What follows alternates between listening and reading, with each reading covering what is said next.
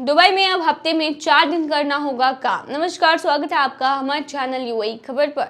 Dubai सरकार ने अपने सरकारी कर्मचारियों के लिए गर्मियों में काम को ज्यादा सहज और आरामदायक बनाने के उद्देश्य से एक बड़ी पहल की है।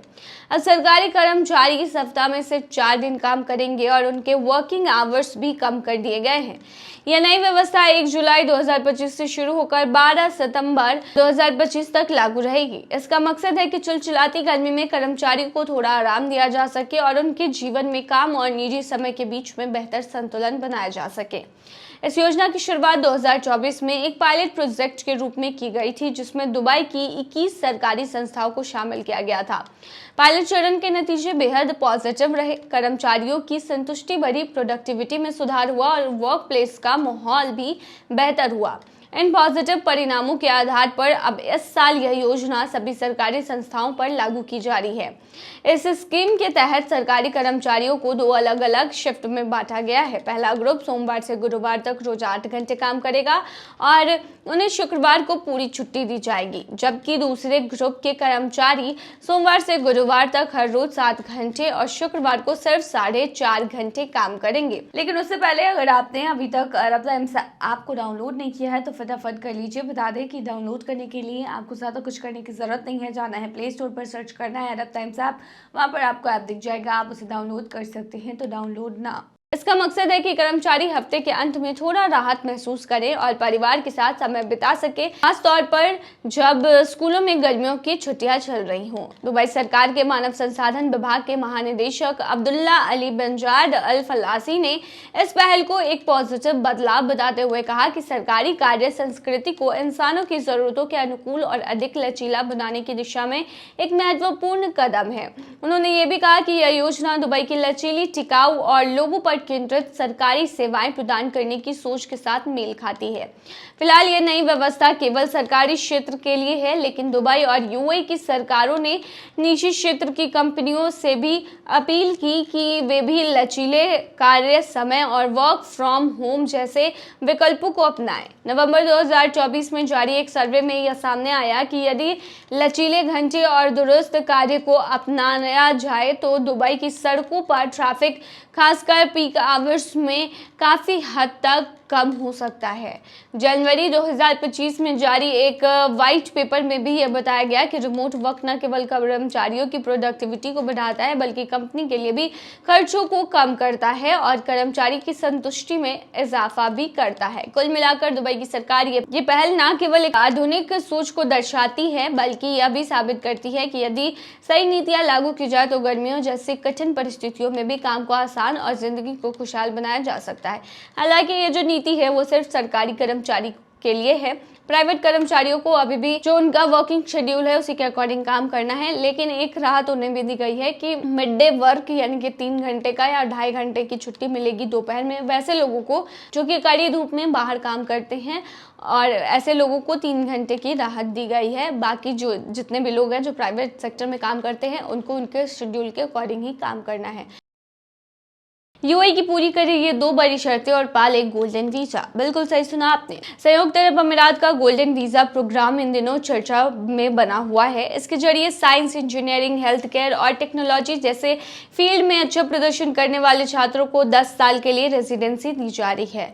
गोल्डन वीजा की 2 बड़ी शर्तें हैं, जिसमें पहली अगर किसी ने टॉप यूनिवर्सिटी से डिग्री हासिल की है और दूसरी अगर किसी ने 9 बताए गए सब्जेक्ट्स में से एक में डिग्री पाई है तो उसे गोल्डन वीजा मिल सकता है। गोल्डन वीजा मिलने पर 10 साल तक आप यूएई में रहकर नौकरी या पढ़ाई कर सकते हैं। तो चलिए बता दें कि छात्रों को गोल्डन वीजा किन शर्तों पर मिलेगा।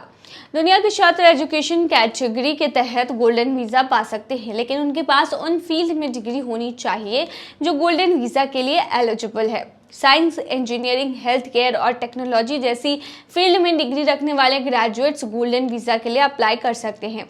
कुल मिलाकर 9 तरह के सब्जेक्ट या कहीं क्षेत्र में है जिसमें डिग्री होने पर आपको गोल्डन वीजा मिल सकता है।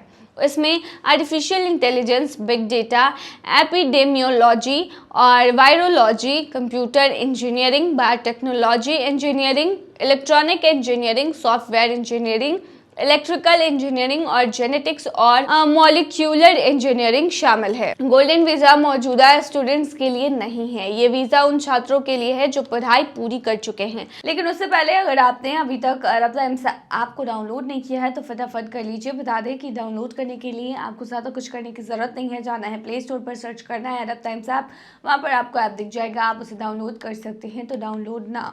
हालांकि फाइनल ईयर में पढ़ने वाले छात्र ग्रेजुएशन के बाद अप्लाई करने के लिए पहले से ही तैयारी कर सकते हैं। उन्हें ज़रूरी डॉक्यूमेंट्स इकट्ठा करने होंगे। गोल्डन वीज़ा के लिए क्वालिफाई करने के लिए उनका GPA 3.5 या उससे ज़्यादा होना चाहिए और वे दुनिया भर में टॉप 100 यूनिवर्सिटी से ग्रेजुएट होनी चाहिए।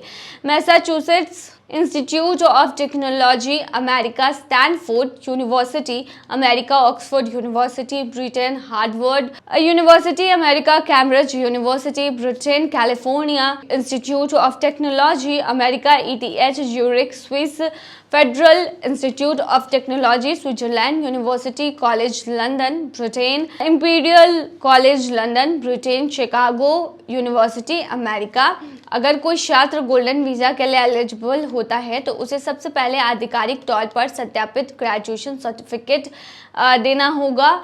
साथ ही GPA ट्रांसक्रिप्ट और यूनिवर्सिटी से मिला लेटर ऑफ रिकमेंडेशन लेटर चाहिए। अगर डॉक्यूमेंट्स किसी अलग भाषा में जारी किए गए हैं तो उनका अरबी में ट्रांसलेशन किया जाना चाहिए। UAE के गोल्डन वीज़ा के जरिए बिना किसी स्पॉन्सर के देश में एंट्री मिलती है। यहाँ पहुँचने पर आप रह सकते हैं, काम कर सकते हैं और पढ़ाई भी कर सकते हैं। सिर्फ इतना ही नहीं बल्कि अपने परिवार के सभी सदस्यों को भी इसका फ़ायदा पहुँचा सकते हैं। इस प्रोग्राम को इस तरह से डिज़ाइन किया गया है कि टैलेंटेड लोग देश में आकर रह पाएँ और इनोवेशन और टेक्नोलॉजी में योगदान दे पाए। दुबई गया इंजीनियर का परिवार, फ्लैट साफ कर गए चोर। गुरुग्राम के सेक्टर 45 स्थित धन्य निकेतन समिति सोसाइटी में उस वक्त हड़कंप मच गया जब चौथी मंजिल पर स्थित फ्लैट नंबर 63 में चोरी की खबर सामने आई। ये flat software engineer Vivek Sharma का है जो इन दिनों अपने परिवार सहित गर्मियों की छुट्टियां मनाने के लिए दुबई गए हुए हैं। फ्लैट में ताला लगा हुआ था, लेकिन सोमवार को अचानक पड़ोसी अजय पाल ने देखा कि फ्लैट के मेन गेट का ताला टूटा पड़ा है। इसकी सूचना तुरंत दुबई में मौजूद विवेक शर्मा को दी गई। सूचना मिलते ही विवेक के कुछ रिश्तेदार मौके पर पहुंचे और फ्लैट का सेंट्रल लॉक खोलकर जैसे ही अंदर गए तो घर के भीतर का नजारा चौंकने वाला था। कमरे अस्त व्यस्त थे और सामान इधर उधर फैला हुआ था, जिससे स्पष्ट होता था कि किसी ने गहनता से तलाशी लेकर कुछ मूल्यवान सामान चुराने की कोशिश की है। स्थानीय चौकी पुलिस को मामले की जानकारी दी गई, लेकिन अभी तक पीड़ित परिवार की ओर से कोई लिखित शिकायत नहीं दर्ज कराई गई है। पुलिस का कहना है कि परिवार के सदस्यों ने आशंका जताई है कि चोर रसोई की खिड़की से फ्लैट के अंदर घुसे और चोरी की वारदात को अंजाम देने के बाद उसी रास्ते से बाहर निकल गए। हालांकि पुलिस इसे पूरी तरह स्वीकार नहीं कर रही है और परिस्थितियां साक्ष्यों के आधार पर घटना को संदिग्ध मानते हुए जांच में जुटी है। लेकिन उससे पहले अगर आपने अभी तक रब्ता एम्स ऐप को डाउनलोड नहीं किया है तो फटाफट कर लीजिए। बता दें कि डाउनलोड करने के लिए आपको ज़्यादा कुछ करने की ज़रूरत नहीं है। जाना है प्ले स्टोर पर, सर्च करना है रब्ता एम्स ऐप, वहाँ पर आपको ऐप दिख जाएगा, आप उसे डाउनलोड कर सकते हैं। तो डाउनलोड ना। प्राथमिक जांच में पुलिस को ऐसा प्रतीत हो रहा है कि यह किसी जान पहचान वाले व्यक्ति की कारस्तानी हो सकती है जिसने परिवार के विदेश में होने की जानकारी का फायदा उठाया। सोसाइटी में सुरक्षा व्यवस्था पर भी सवाल खड़े हो गए हैं। स्थानीय लोगों ने गहरी नाराजगी जताते हुए कहा कि जब सोसाइटी में 24 घंटे गार्ड तैनात रहते हैं तो फिर किसी बाहरी व्यक्ति का इस तरह से अंदर आकर चौथी मंजिल तक पहुंच जाना और चोरी करना सुरक्षा में भारी चूक की ओर इशारा करता है। लोगों ने सोसाइटी के पदाधिकारियों की कार्यप्रणाली पर भी सवाल उठाते हुए कहा कि सुरक्षा को लेकर गंभीरता नहीं बरती जा रही है।